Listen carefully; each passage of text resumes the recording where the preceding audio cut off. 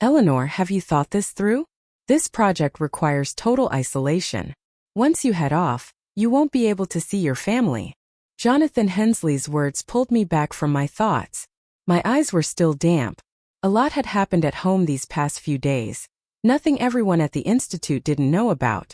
Eleanor Shaw was a fraud. I know this incident has hit you hard, but you shouldn't act rashly. This concerns your life. Noticing the sorrow in my eyes, the director of the Institute clasped his hands behind his back. His expression was heavy with concern. Please rest assured, Dr. Hensley. I'm not acting on impulse. The only reason I didn't accept this immediately was my family. I couldn't bear leaving them. But now, given how things have turned out, leaving would be the right decision. I steadied myself, wiping away a tear I hid from Jonathan. I was truly heartbroken, but at the same time I felt a sense of relief. It was as though I had always known this would be my final decision. Rather than causing everyone unhappiness, it was better to step aside early and make room for the replacement. All right, I trust you. Take care of yourself. Departure is in half a month. Jonathan didn't press further. Instead, he gently patted my shoulder. He knew I needed comfort but couldn't find the right words. Hence, he could only let his actions show that he was always on my side. Thank you. I nodded at him and walked out. People in the research institute all turned to look at me. Since my identity was exposed, my colleagues had been especially sympathetic. In their eyes, everything I had achieved was the result of my own hard work. However, my brother Jeffrey Shaw had publicly declared on the company's website that all my achievements were thanks to the Shaw family's name. As such, I had no right to blame them, nor did I deserve any sympathy. Perhaps you shouldn't go back. Yeah, I have an extra room at my place. There's no need to go back and suffer, especially if you're leaving soon anyway. Everyone was trying their best to console me, offering help in various ways. However, I only shook my head gently. It's precisely because I'm leaving that I should go home. I needed to repay what I owed. Jeffrey's words, though harsh, weren't wrong. I had taken over his biological sister's life for over 20 years. This was my fault, my debt to bear. Seeing my determination, they tried to persuade me further. I forced a smile and hugged each of them. It's okay. Remember, I'm as tough as they come. Just like our experiments, no matter how difficult, don't we always pull through in the end? Trust me. I raised my hand in a gesture of encouragement, then stood up and headed home. The Shaw residence wasn't far from here, as it was investments from Jeffrey and my fiancé Heiress that funded the research institute. To be closer to me, they even built 2 villas nearby adjacent to each other. These were my 2 homes. But now there was no place for me in either villa.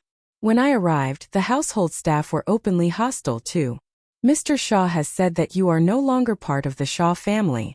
How do you still have the gall to show up here? Someone steals 20 years of someone else's life, and still has the audacity to stick around. Countless scornful looks fell upon me, and my body stiffened.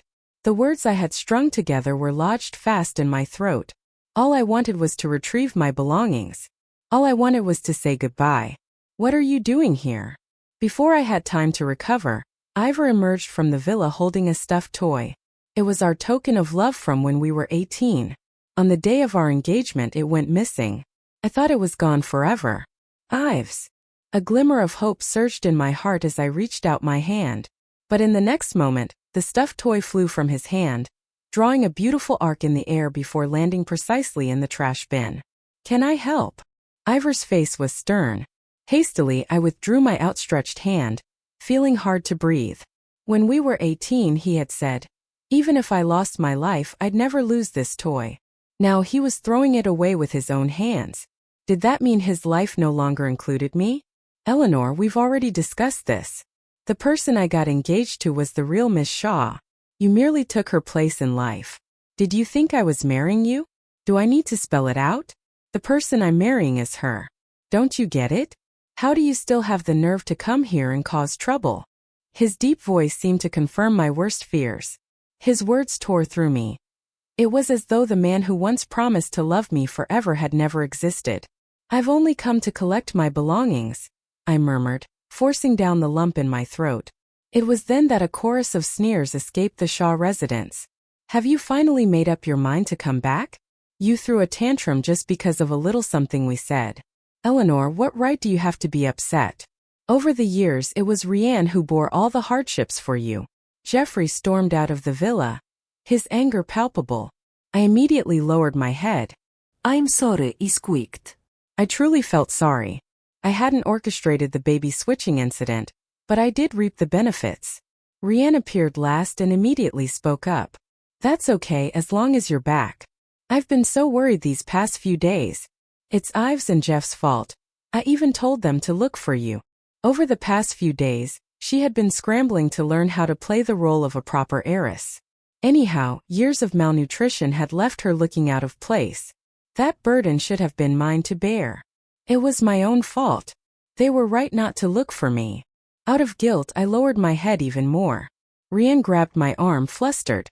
She began to explain. Elle, don't listen to them. This will always be your home. I'm the one who disrupted your life. Tears started streaming down her face, leaving me momentarily stunned. Without warning, Ivor shoved me aside. How many times do I have to tell you? Your presence only reminds Rianne of painful memories. Did we not give you enough money? Can't you just stay away forever? There was once a time when he worried about me like this. There was once a time when he disliked Rianne just as much. Back then, I was the cherished daughter of the Shaw family. On the other hand, Rianne was merely Ivor's intern assistant. Jeffrey hated her, fearing her proximity to Ivor would damage our relationship. Meanwhile, Ivor thought she was incompetent and clumsy. When did things start to change? Perhaps it was the day Ivor first teased her lightheartedly after she made a mistake. Later, to improve relations between Rianne and Jeffrey, Ivor often brought her to Shaw family dinners. Ultimately, Jeffrey was completely won over by her kindness. These were only minor things, ones I never noticed. I had never targeted Rianne, for I thought I was their treasure. I thought no one could overshadow me. But then came the engagement and I fell from grace. In contrast, she rose to take my place as the esteemed Miss Shaw. Fate certainly had a cruel sense of humor. Just then Jeffrey spoke. Eleanor, unlike Ivor, I'm not that heartless. I only have one request, you can come back, but don't you dare bully Rianne. Do you copy? When my collar was furiously yanked, I met Jeffrey's eyes and nodded solemnly. I understand. I had no intention of competing with Rianne in the first place.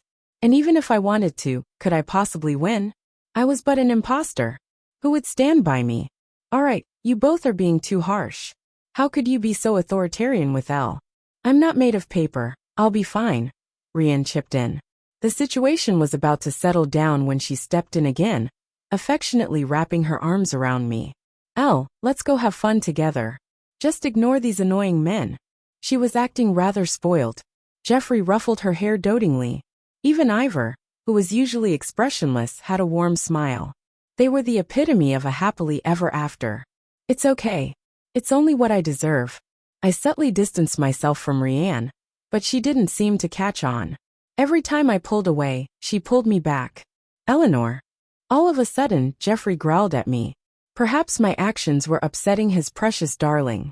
He shot me a glare before unceremoniously dragging me into the study.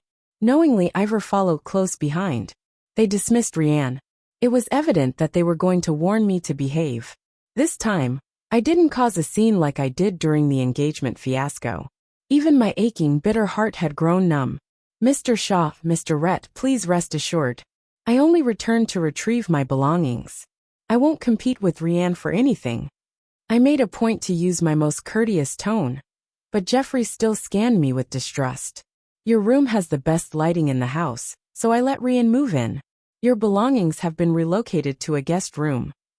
His words were a direct order. I responded with a muted okay. And my home as well, Ivor added coldly. I hope you know your place.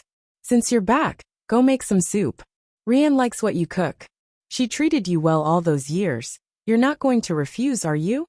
Making soup was the only skill I had mastered over the past 20-odd years. All thanks to the two men standing before me. Now they wanted me to make it for someone else.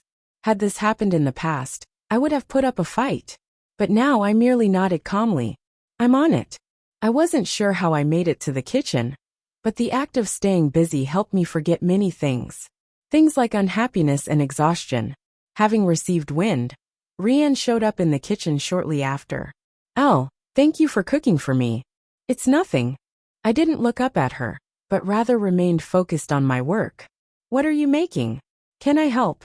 Like a curious child, Rian wandered around, her movements full of naive energy. She tried to touch the pot lid, which was unquestionably scalding hot. I panicked and tried to stop her, but she was faster. She burned herself and instinctively flung the lid aside, spilling hot soup onto me. The lid, as if it had a will of its own, landed directly on my leg. A loud crash echoed as I collided with the ground, unable to utter a sound from the pain. "What happened?" Jeffrey was the first to rush in, visibly anxious. In his haste, he stepped on my hand while dashing straight to Rianne's side. "Eleanor, I warned you already. What kind of tantrum are you throwing now? Don't forget your place," he berated through gritted teeth. Before I could pull back my red and swollen hand, Ivor trod right over the same spot. "Eleanor, is this the upbringing you received?" 3 pairs of eyes bore into me as I blew gently on my throbbing hand and staggered to my feet. "Jeff, this has nothing to do with Elle. I wanted to help, but I didn't realize the lid would be so hot. Don't blame her. She didn't do it on purpose." They always said that children from poor families had no choice but to grow up quickly. Whenever they scolded me, they would talk about how Rianne endured countless hardships in my place. But now that something actually happened, they seemed to have forgotten something. Surely, someone who had supposedly suffered so much would know better than to touch a scalding lid.